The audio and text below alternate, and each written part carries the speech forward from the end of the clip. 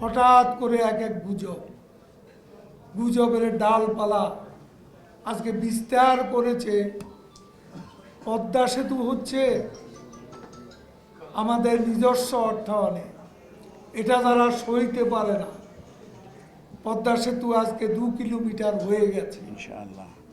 আজকে পদ্মা সেতু 71% সার্বিক অগ্রগতি।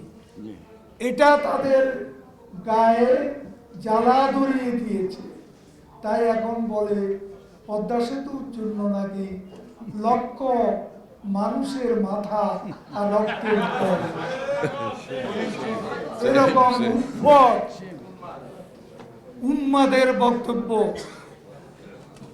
এইসব অপপ্রচারের বিরুদ্ধে আপনাদেরকে আজকে ফেসবুক ও সামাজিক যোগাযোগ মাধ্যমে অ্যাক্টিভ হতে হবে।